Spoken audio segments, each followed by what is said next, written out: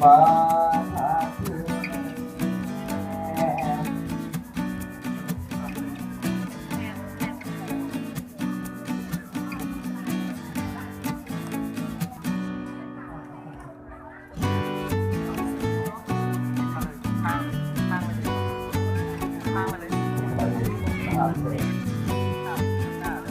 บายดีเนาะทุกพ่อกันในคลิปนี้เนาะกับซ่องเมืองลำม่วนนะมื้อนี้นำพาพ่อแม่พี่น้องมาเบิ่งพิธีเปิดงานบุญกองข้าวใหญ่ที่เมืองสังทองเนาะ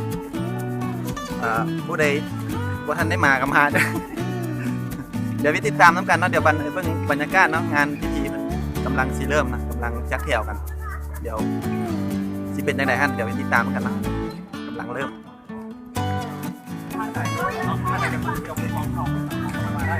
ตอนนี้เราไปอยู่ในพิธีเดินขบวนเนาะในงานบุญกองข้าวใหญ่เมืองสังทองเนาะในพิธีการเดินขบวนก็เริ่มขึ้นมาเลยเริ่มงานบอสาว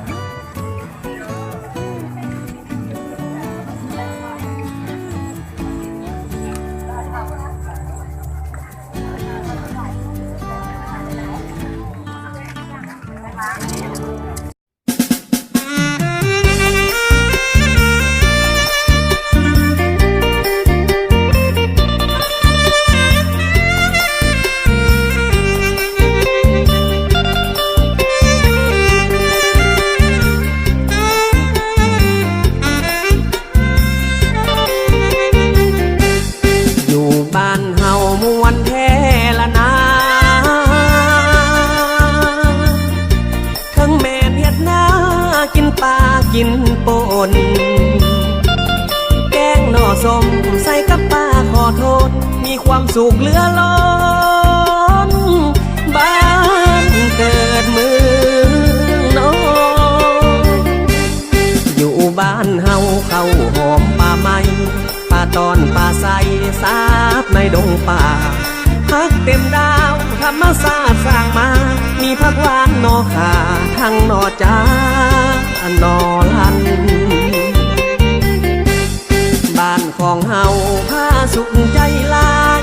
ย้ำเข้าไม่หอมอายหอมหวนมือปีใหม่ไปหาลินวดสงเดือน11น้ำล้นไหลเหือไฟมวนซื่อสวงเหือยาวเสียงกองตุ่มเปิ้ง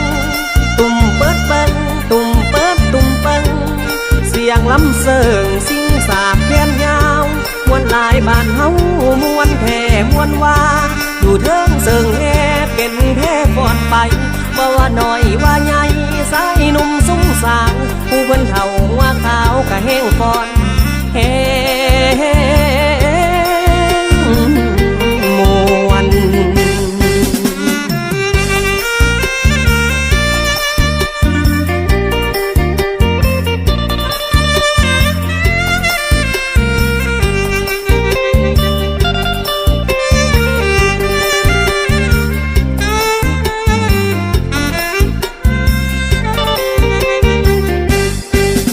ของเฮาผ้าสุขใจลาย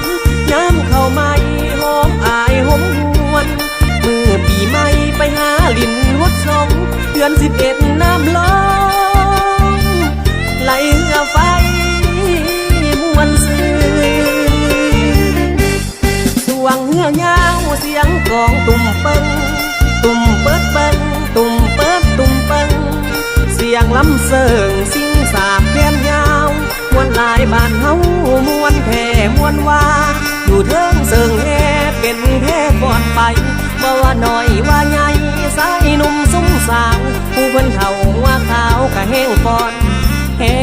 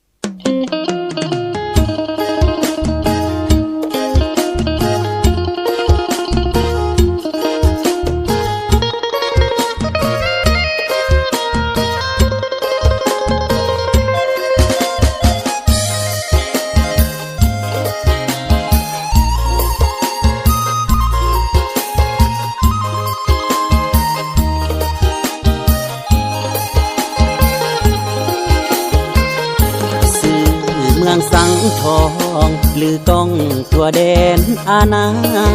มีทิวทัศน์ที่สวยงามตา มีภูผาอ้อมล้อมสูงสัน เป็นถิ่นประวัติศาสตร์เป็นเมืองวิลสนคนหารท่านสีทองนักโหกากันสละสิท่านจารึกบุญคุณเมื่อปางสงครามต่อสู้ผู้ศาสตร์สิงใสเมืองสังทองเป็นที่อาศัยของท่านผู้นำพักที่ปีศาจมีบ้านแบบอย่างสามสร้างบ้านพัฒนาน่าเจริญเพียรธานาสาบ้านพัฒนาแบบอย่างที่ดีที่ทำเสด็จคงเขตบ้านธนาคามเท่าเมื่อมีภัยสงครามผู้นำได้อยู่อาศัยมีสายน้ำสั่งผู้พานังนำตอนลองไหลภาษาสร้างชีวิตใหม่มีรายได้เศรษฐกิจมั่นคงเมืองสังทองยุคใหม่วิไลหุ่งเฮืองย้อนการนำพาสลาดปาดเปลืองเมืองสังทองเจริญก้าวหน้าเดินท่านมาแวะเยี่ยมยามสามสร้างพัฒนาบัดนี้สังทองก้าวหน้าได้การนำพาพักสีส่องทาง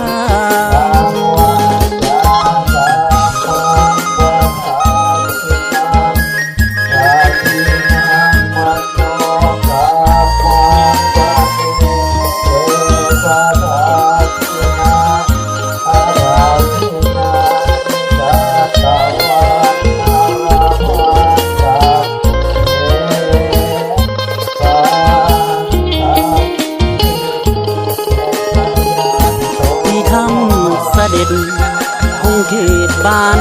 ธนาคามเท่าเมื่อมีภัยสงครามผู้นำได้อยู่อาศัยมีสายน้ำสั่งผู้พานังนำตอนลองไหลภาษาสร้างชีวิตใหม่มีรายได้เศรษฐกิจมั่นคงเมืองสังทองยุคใหม่วิไลหุ่งเฮืองย้อนการนำพาสลาดปาดเปลืองเมืองสังทองเจริญก้าวหน้าเดินท่านมาแวะเยี่ยมยามสามสร้างพัฒนาบัดนี้สังทองก้าวหน้าได้การนำพาพักสีส่องทาง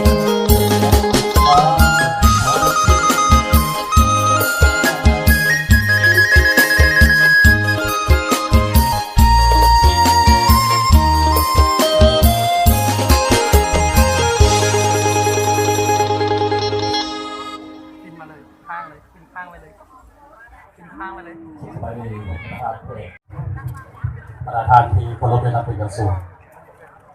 บุญกองข้าวใหญ่บุญกองของหอมสังทองปีนี้ได้จัดขึ้นในท่ามกลางบรรยากาศที่ทั่วภาคทั่วรัฐทั่วกำลังประกอบบุญในทั่วปกสุนลาวบรรดาเผ่าวรวมวอเฉพาะชาวเมืองสังทองของพวกเราได้พร้อมกันออกในงานแข่งขันจะตั้งพันธการมติของประชุมใหญ่ครั้งที่10ของพรรคและมติของประชุมใหญ่ครั้งที่6ขององค์คณะพรรคนครหลวงจันทร์และมติของประชุมใหญ่ครั้งที่4ขององค์คณะพรรคเมืองสังทองในท้ายสมัยโคโนณคนละจันได้เป็นเกียรติมาควมขอสมเสยมีความยินดีขอแสดงความต้อนรับท่านดาวเพชรอารุณ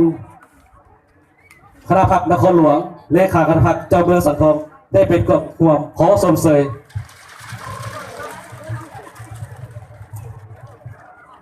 พร้อมนั้นพวกเขายังได้มีความยินดีขอต้อนรับประธานการนำที่มาจากศูนย์กลางแผนกการองค์อ้อมข้างองค์การเทียบเท่านครหลวงครับนำขั้นเมืองบ้านบดาก้อนกำลังตลอดทอดนักธุรกิจผู้ประกอบการ ประชาชนชาวเมืองสังทองที่ได้ให้เกียรติเข้าร่วมอย่างพร้อมเพรียงขอสมเสยอันต่อไปขออนุญาตขอถือเป็นเกียรติเรียนเชิญท่านดาวเพชรอรุณคณะพักนครหลวงเลขาคณะพักเจ้าเมืองสังทองได้ร่วมกันเที่ยวชมทางในบนของเขาเราว่ามีวัตถุอุปกรณ์หรือว่าสิ่งน่าชมสิ่งใดเนาะอยู่ทางในที่พวกเขาสังเกตเห็นในแต่ละปีจะจัดขึ้นจะมีบ้านนาสาวน้ำและก็บ้านบ้าที่ได้เห็นกิจกรรมในแต่ละปีถึงแสดงให้เห็นถึงผลงานในศาสนาที่งานมาได้โดยเฉพาะก็เป็นการเก็บกู้คนละกู้เนาะเป็นต้นเป็นเข้าป่าล่าน้ำเชือกมันต่างๆเนาะหรือเขาขมูคนอื่นในคำศัพท์หนึ่งก็ว่าก็เป็นกู้เพื่อกู้ฟัน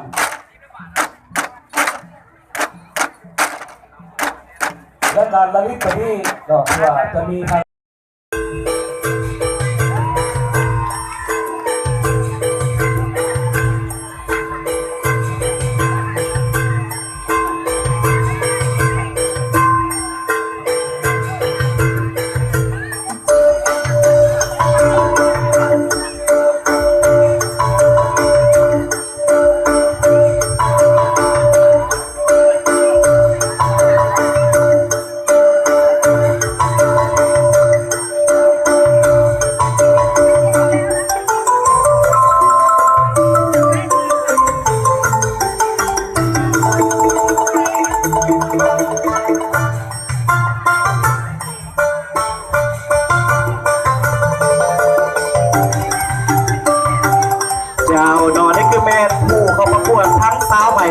ในการประกวดนางสาวข้าวหอมเมืองสังทองประจำปี 2019 ในปีนี้บอกเลยว่าเป็นลูกในบ้านหวานในส่วนของเขาเองเลยเนาะบอกเลยว่ามีความสวยงดงามอย่างยิ่งเลยซึ่งประกวดจะประกวดในวันที่ 18 เนาะมังก่อนที่จะมาถึงนี่หรือว่าอีกโมนี้เนาะฉะนั้นเนาะขอเสียงตบมืออีกครั้งหนึ่งให้แก่ผู้เข้าประกวดทั้งสาวหมายเลขเจ้าลำดับต่อไปเนาะขอเชิญน้องๆพักผ่อนได้